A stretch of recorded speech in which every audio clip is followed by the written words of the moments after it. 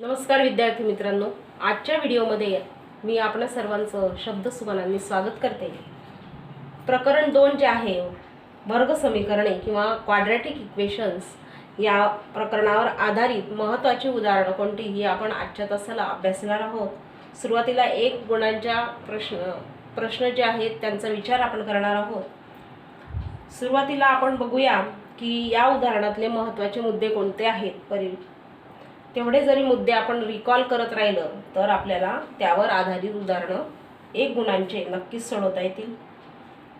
जे वर्ग समीकरण असतं त्याचं सामान्य रूप म्हणजे general standard form of the equation quadratic equation कसं असतं ते तर ax² + bx + c = 0 हा जनरल फॉर्म असतो, ज्याला आपण वर्ग समीकरणाचं सामान्य रूप असं म्हणू शकतो। या ठिकाणी a b c या आर रियल नंबर्स म्हणजे वास्तव संख्या असतात आणि a ≠ 0 असेल तरच हे वर्ग समीकरण असेल।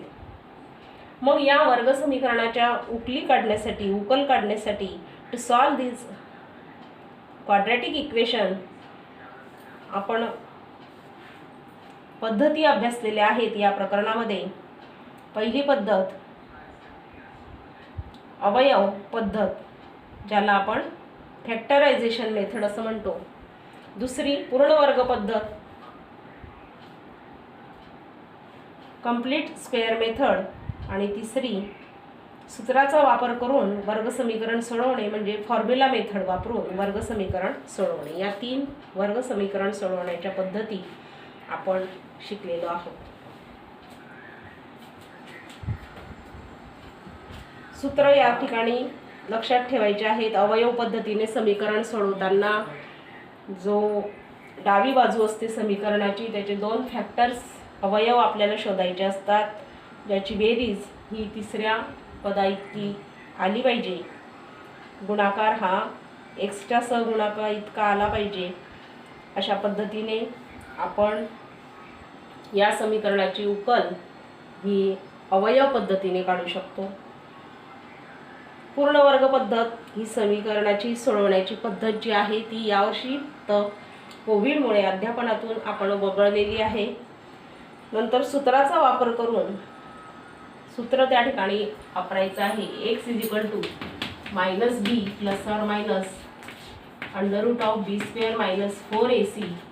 4ac/2a या किमतीने या सूत्राचा वापर करून x च्या किमती आपल्याला काढायच्या आहेत।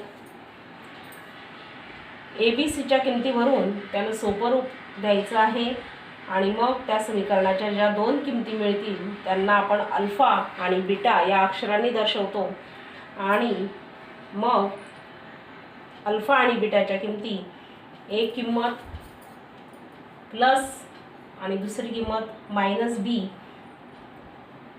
इथे प्लस मायनस आहे की नाही, यापैकी -b प्लस √b² - 4ac/2a हे एक रूट झालं समीकरणाचं, ज्याला आपण अल्फाने डिनोट करतो। दुसरं route -b minus √b² - 4ac/2a ज्याला आपण बीटाने दर्शवतो।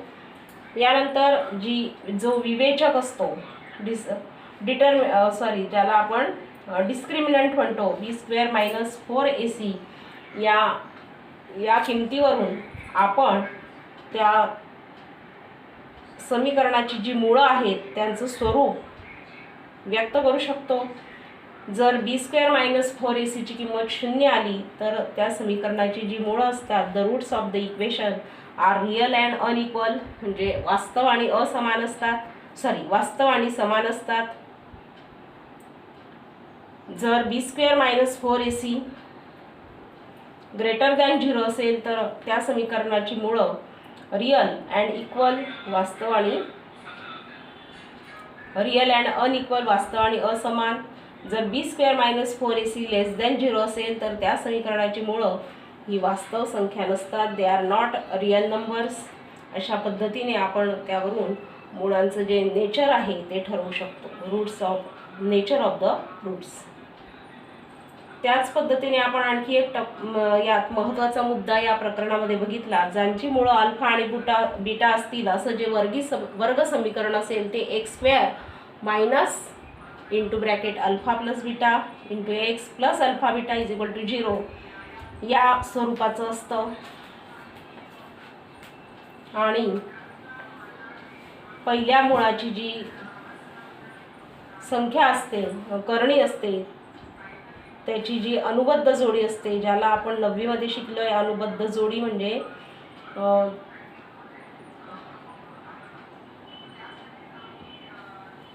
इंग्रजीमध्ये कॉन्जुगेट शब्द आहे त्याला. म्हणजे एक रूट जर असेल 1 + 2√3 तर दुसरं रूट असतं 1 - 2√3. म्हणजे त्या एकमेकांचे कॉन्जुगेट नंबर्स हे अल्फा आणि बीटा अशा पद्धतीने रूट्स असतात, मुळं असतात. आता या प्रकरणावर आधारित एक गुणांचे जे प्रश्न आहेत ते कसे असतात तर बघा, 4 पर्याय दिलेले असतील. त्यापैकी कोणतं वर्ग समीकरण आहे किंवा खालीलपैकी कोणतं वर्ग समीकरण नाही हे आपल्याला एक गुणांच्या प्रश्नांमध्ये येतं. पुस्तकात हा एक गुणाचा मार्च 20चा प्रश्न दिलेला आहे बघा. पुढीलपैकी कोणते वर्ग समीकरण आहे आणि पर्याय दिलेले आहेत 5/x - 3 = x². हा पहिला पर्याय. बी हा दुसरा पर्याय दिलेला x × x + 5 = 4. तिसरा पर्याय n - 1 = n × n - 1 = 2n. आणि चौथा पर्याय दिलेला आहे की 1/x² × x + 2 = x.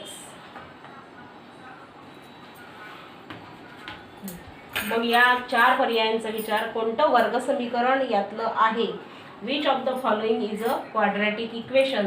तर आपण आधीच बघितलं की इक्वेशन क्वाड्रॅटिक असताना त्याचं स्वरूप हे ax² + bx + c = 0. यामध्ये a ची किंमत ही नॉन झिरो पाहिजे आणि x चा घातांक हा मोठ्यात मोठा घातांक हा 2 पाहिजे. मग हा इथे पर्याय आपण विचारात घेतला तर या ठिकाणी जर आपण समीकरणाला सोपं रूप द्यायचं म्हटलं तर x ने मल्टिप्लाय केल्यावर 5 - 3x = x³. x ने गुणल्यावर म्हणजे हे वर्ग समीकरण होणार नाही कारण x³ त्या ठिकाणी आलेला आहे. दुसऱ्या समीकरणाचा विचार करा. x² x × x x² + 5x = 4 हे वर्ग समीकरण आहे. इथे n चा घातांक प्रत्येक ठिकाणी 1 असल्यामुळे हे लिनियर रेषीय समीकरण आहे. त्यामुळे c हा पर्याय योग्य नाही.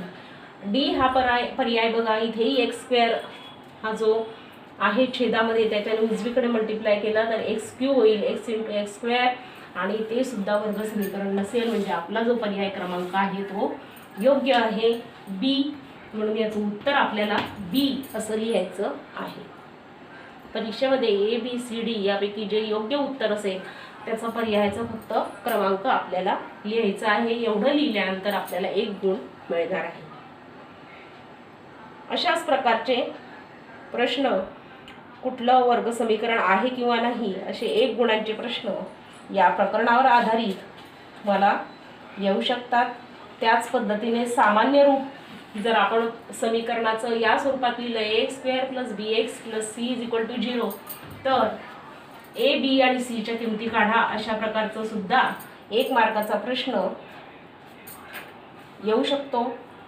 तर x², for example x² + 10x - 7 = 0 हे समीकरण दिलेलं आहे. तर यापैकी ABCच्या पुढील किमती कोणत्या तर त्याचे 4 पर्याय दिलेले आहेत. तर योग्य पर्याय असेल a ची किंमत 1, b ची किंमत 10 आणि c ची किंमत -7.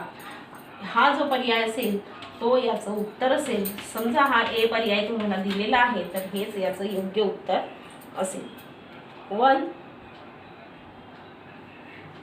10 आणि -7 अशा पद्धतीने 1 गुणांचे प्रश्न 4 पर्यायांपैकी निवडून त्याचं वर्णाक्षर, त्याचं जे अक्षर आहे त्याच्या पुढचं ते फक्त उत्तर म्हणून लिहायचं आहे.